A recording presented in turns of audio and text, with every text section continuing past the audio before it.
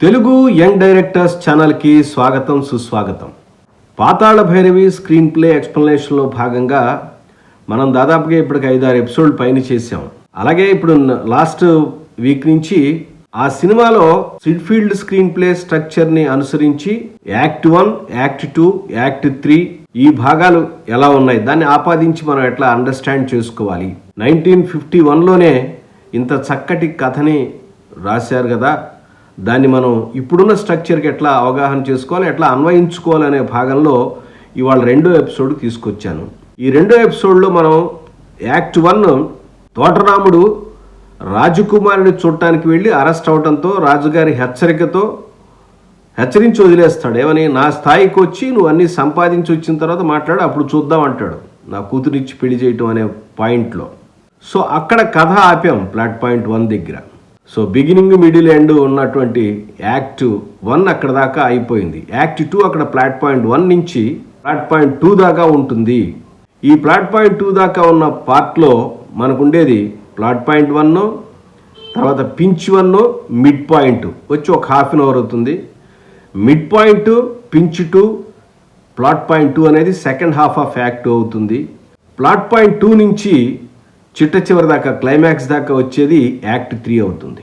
ఈరోజు భాగంలో first half of act 2 అంటే యాక్ట్ 1 ఎస్టాబ్లిష్ అయిన తర్వాత మిడిల్ పాయింట్ దాకా ఏం కథ జరిగింది, ఎలా అమర్చుకున్నారు, కథను ఎలా తీసుకొచ్చారనే విషయాన్ని వాళ్ళ క్లుప్తంగా చెప్పడానికి నేను ప్రయత్నిస్తాను. ఈ యాక్ట్ 2లో జరిగే కథే అసలైన కథ. యాక్ట్ 1లో మనం నాయకుడికి ఉన్న సమస్యని మనం ఒక ఎత్తి చూపాం. అతను సాధించవలసింది అంటే రాకుమారిని రాజుగారి స్థాయికి ఎదిగి పెళ్లి చేసుకోవటం అనేటువంటి ఒక గోల్ పెట్టుకున్నాడు. ఇతన్ని బలిచ్చి ఒక పెద్ద సంపదను కొట్టేద్దామనే ఒక మాంత్రికుడు కూడా ప్రయత్నిస్తున్నాడు. అంటే విశ్వాన్ని మొత్తాన్ని కంట్రోల్ చేసుకుందామని ఒక మాంత్రికుడు ప్రయత్నిస్తున్నాడు. ఇలా 2 శక్తుల్ని, 2 క్యారెక్టర్స్ని ఇక్కడ మనం ప్లాట్ పాయింట్ 1 లోపే అంటే యాక్ట్ 1లోనే ఎస్టాబ్లిష్ చేసాం. సో ఇప్పుడు యాక్ట్ 2 అనేది ఆ సీన్ తర్వాత, సో మరుసటి రోజు మార్నింగ్ తోటరాముడు తల్లి ఒళ్ళో పడుకుని ఆలోచిస్తూ ఉంటాడు, ఇది ఏంట్రా ఇట్లా జరిగింది, దీన్ని ఎట్లా వెళ్ళాలి మనం. చూడబోతే నేను ఒక పూలమ్ముకునే తోటమాలి యొక్క కొడుకుని, నా దగ్గర రూపాయి లేదు, ఆయన చూస్తే రాజుగారు, ఆ అమ్మాయి ఏమో ప్రేమిస్తోంది, నేను ఎట్లా ఉన్నాను, మళ్ళీ ఇంకోసారి పిచ్చి పని చేసి లేచి పారిపోతే అట్లాంటి ఆలోచనలు అప్పటికి లేవు వాళ్ళకి. సాధించడమే, పారిపోవటాలు అట్లాంటి ఏం లేవు, సాధించి చూపించాలి, ఇదే వీరత్వం. ఎట్లాగా ఆలోచిస్తుంటే అతనికి మోటివేషన్ పాయింట్ అనమాట. ఒక చిన్న డిస్కషన్లో అంటాడు పక్కన ఫ్రెండ్, ఏమని, నీకు దెబ్బ తగిలితే రాకుమారి నీకు చించి కట్టిందంటే నాకు అక్కడ అర్థం అవట్లా నేను ఎంత ప్రేమిస్తుందో అనగానే వాడికి ఒక్కసారి షాక్ తగిలినట్లు వేస్తాడు, ఉత్సాహం వస్తుంది. అరే, అంత రాజకుమారి అయినప్పటికీ కూడా నాలాంటి సామాన్యుడిని ప్రాణప్రదంగా ప్రేమిస్తుందంటే నేను దేనికైనా తెగించాలమ్మా, నువ్వు నాకు ఆశీర్వదించు, నేను తీసుకొస్తాను బయలుదేరతాడు. బయలుదేరంగానే మరుసటి రోజు ఏం లేదు, అక్కడ మళ్ళీ ఆయన రసబండ దగ్గర, ఆ పక్కన సత్రం దగ్గర రాగానే జనాలందరూ గుమిగుడు ఉంటారు. ఏంటో విచిత్రంగా వస్తాడు. అక్కడ ఒక మాంత్రికుడు, ఈ మాంత్రికుడు ఆయన ఒక అసిస్టెంట్, రకరకాల విద్యలు, అతని యొక్క శక్తి అంటే తిమ్మిని బమ్మినికి చేయగలడు, బమ్మిని తిమ్మిని చేయగలడు, లేనిది సృష్టించగలడు, సృష్టించిన దాన్ని ఆడించగలడు. ఇలా అన్నీ కూడా చూపిస్తాడు. అంటే everything is possible for him అన్న భావనని ప్రేక్షకులకి, అలాగే అక్కడ చూస్తున్నటువంటి ప్రజలకి, దాంతోపాటుగా కథానాయకుడికి కూడా కల్పిస్తాడు. నా ఆశయాన్ని తీర్చగలిగేటువంటి వాడు, లేదా ఒక వస్తువు వీడి దగ్గర ఉంది అంటే అన్ని దానిలోంచి ఒక కూజాలోంచి తీస్తూ ఉంటాడు. తీసేసరికి అతనికి ఒక డౌట్ వస్తుంది, ఈ కూజా మన దగ్గర ఉంటే అయిపోతుంది కదా సింపుల్గా, కానీ అతనికి అంత శక్తి ఉంది, ఇతను గొప్పవాడు, ఇట్లాంటి అంత ఆలోచన రాలేదు అక్కడికి. ఆ కూజా పట్టుకెళ్ళిపోయి మనం కూడా అమ్మదు డూ డాగా డీగాను మంత్రాలు చదువుతూ ఉంటారు అక్కడ. అవి చదివితే వస్తాయని చెప్పి అది తీసుకుని పారిపోతాడు ఊరి చివరికి.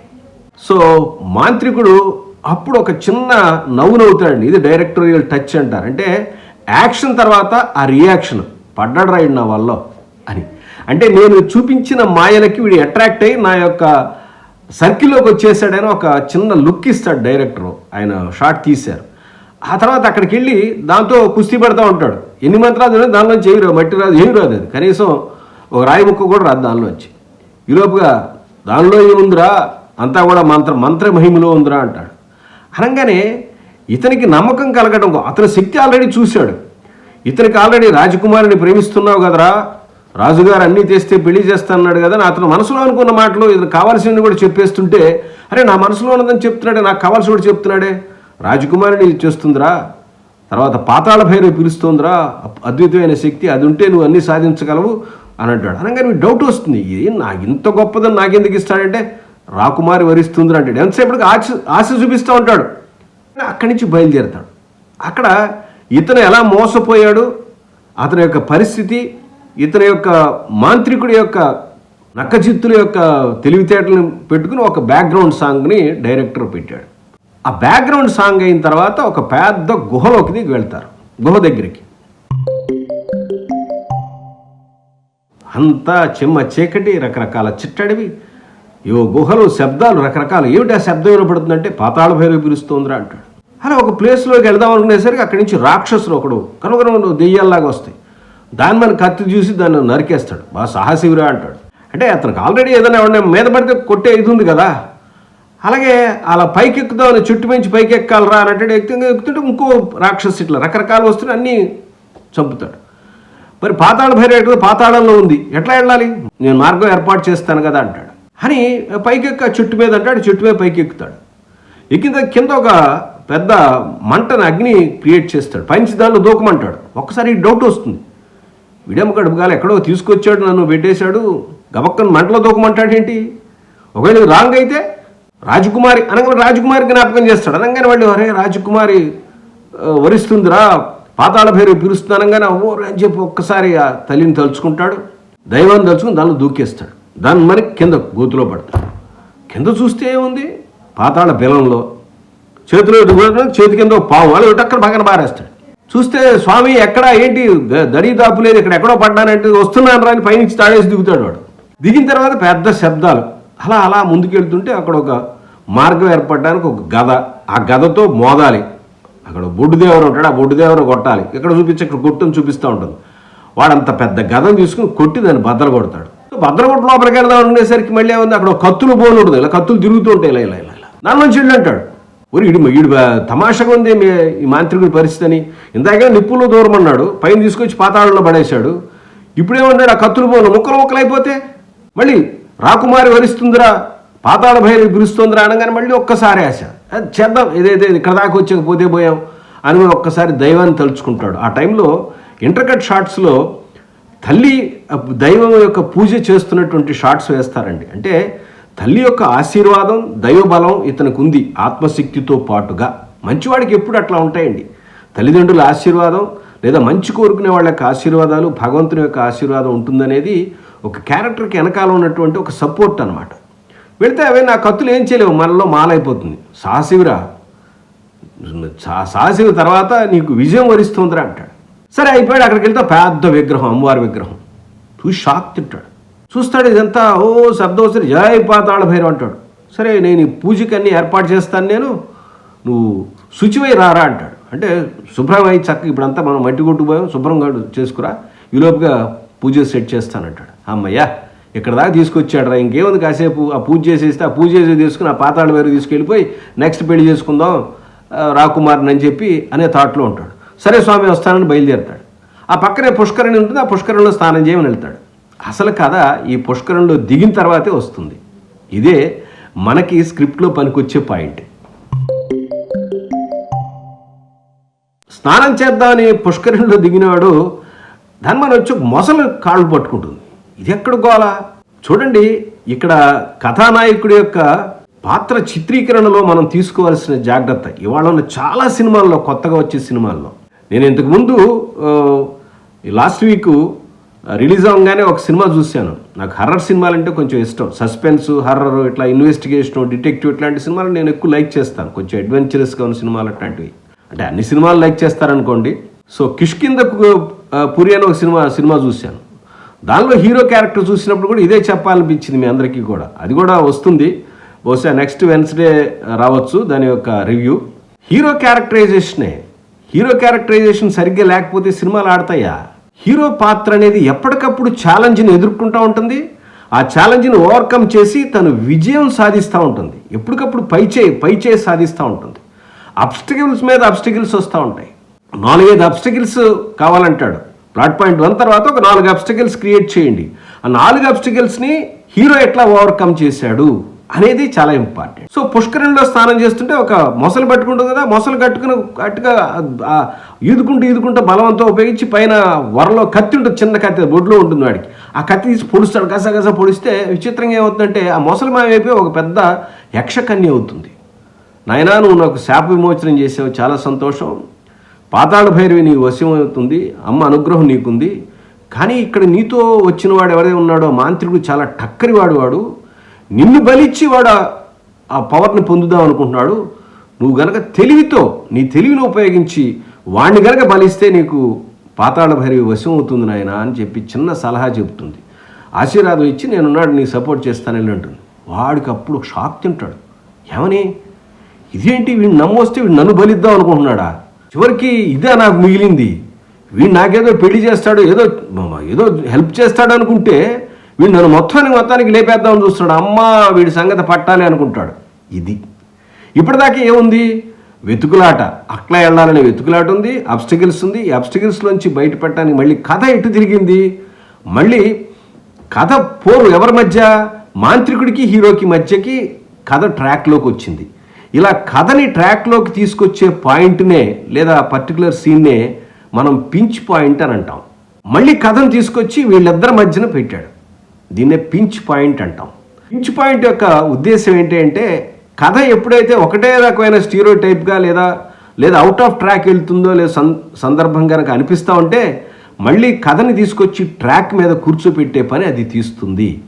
ఇది పించ్ పాయింట్ యొక్క పని. సరే పక్కకు వచ్చి చూస్తే అక్కడ అన్నీ రెడీగా ఉన్నాయి, దండం పెట్టుకోరా అంటాడు. ఎట్టా స్వామి అంటే కూర్చుంటాడు.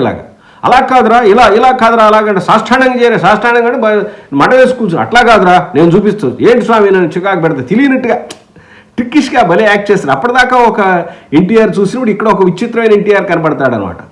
సో ట్రిక్కిష్గా మాట్లాడతాడు. ఏమని ఏంటి స్వామి ఇట్లాగా నాకేం అర్థం కాదు చెప్పు అంటాడు, ఏదో తెలియనట్టుగా అమాయకంగా అనమాట.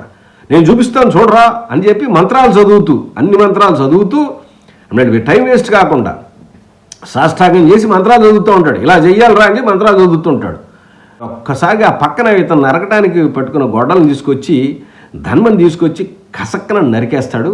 ఒక్కసారిగా పెద్ద శబ్దంతో పాతాళ భైరవి ప్రత్యక్షం అవుతుంది. షాక్ తింటాడు. పాతాళ భైరవి అమ్మవారు ప్రత్యక్షమై చెప్తుంది, ఇది నా ప్రతిమ నాయన, నన్ను తలుచుకుని నువ్వు ఎప్పుడంటే అప్పుడు నేను నీకు ప్రత్యక్షం అవుతాను, కోరింది ఇస్తాను అని అంటుంది. అక్కడ ఇంటర్వెల్ పాయింట్, మిడ్ పాయింట్ ఇచ్చాడు. అంటే తనకు దారి చూపించి తనకు హెల్ప్ చేస్తాను అన్నటువంటి వాడిని చంపేశాడు. కథ ఇక్కడ అయిపోయింది. నెక్స్ట్ ఏమవుతుంది, పాతాళ భైరవి తీసుకెళ్ళి హీరోయిన్ పెళ్లి చేసుకోవడం అయిపోతుంది. కథ అయిపోయింది. ఆ కథ ఇక్కడికి సగమే అయింది. దీని తర్వాత ఏంటో ఒక్కసారి మనం ఆలోచిద్దాం. ఇంతకుముందు మన ఎపిసోడ్ చూస్తున్నటువంటి వారి అందరికీ కూడా అర్థమవుతుంది. జాట్ మూవీ దగ్గర నుంచి నేను ఈ స్క్రీన్ ప్లే చెప్తా ఉన్నాను. ఫస్ట్ పార్ట్ ఒక కథలాగా, సెకండ్ పార్ట్ ఒక కథలాగా, అంటే 2 కథల సమాహారాన్ని రెండింటిని కూడా జాయింట్ చేసేటటువంటి ఒక రకమైన స్క్రీన్ ప్లే ఏదైతే ఉందో పాతాళ భైరవి నుంచి ఉంది అని చెప్తున్నాను. అదే మనం అర్థం చేసుకోవాలి. ఈ జాయింట్ చేసేటటువంటి కార్యక్రమం తెలియకే చాలామంది ఫస్ట్ హాఫ్ ఒక కథ, సెకండ్ హాఫ్ ఒక కథ రాసి 2 వేరువేరుగా ఉండి వీటికి 2 సరైన ఎమోషన్ని, కాంటాక్ట్ని ఏర్పాటు చేయలేక స్క్రీన్ ప్లేలు దెబ్బతింటూ సినిమాలు పోతున్నాయి. నేను చాలా అద్భుతంగా చెప్పాను కదండి, ఫస్ట్ హాఫ్ అద్భుతంగా ఉంది, సెకండ్ హాఫ్ ఇంకో కథ చెప్పాను. ఎవరు అడుగుతున్నారు మిమ్మల్ని 2 కథలు చెప్పమని? ఒక కథే ఉంటుంది. హీరోకి ఎప్పుడు ఒక కథే ఉంటుంది. హీరోకి 2 కథలు ఉంటాయా? ఇది మరీ విచిత్రం అండి. ఒక హోటల్కి భోజనానికి వెళ్ళాం, చాలా లాజికల్గా మాట్లాడుతున్నాం అనుకోకండి. భోజనానికి వెళ్ళాం, భోజనం వడ్డించండి అన్నాం. సరే భోజనం పెట్టి బాబా అన్నాడు. అనగానే ఏం చేస్తాడు, ఒక ఆకు వేసి భోజనం వడ్డిస్తాడు. అంతే 2 ఆకులు వేసి దీనిలో ఇక్కడ తర్వాత అంటే మజ్జిగ దాకా ఈ ఆకులు తిను బాబు, ఆ తర్వాత ఆకులు తింటారు. మీరు ఎప్పుడైనా ఎక్కడైనా చూశారు అట్లాగా? అదే సినిమాలో కూడా ఉంటుంది. అంటే నేను సిల్లీగా చెప్తున్నాను అనుకోకండి.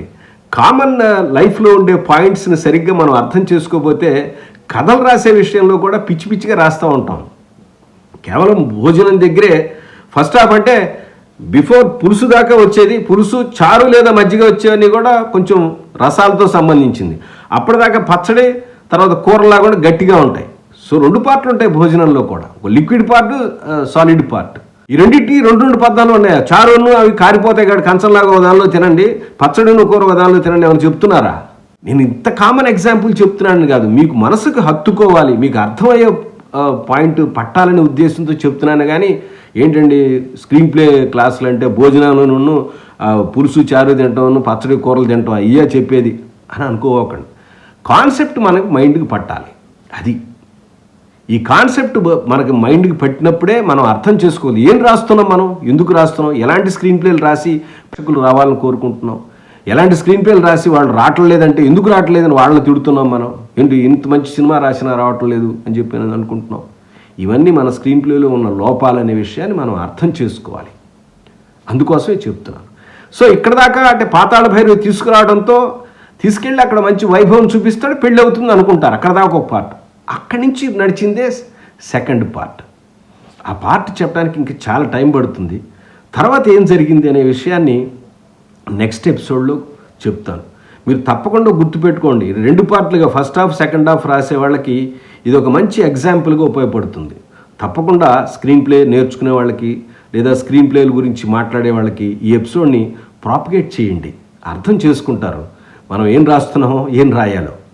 మరొక మంచి ఎపిసోడ్తో మళ్ళీ కలుస్తాను. అప్పటిదాకా నమస్కారం.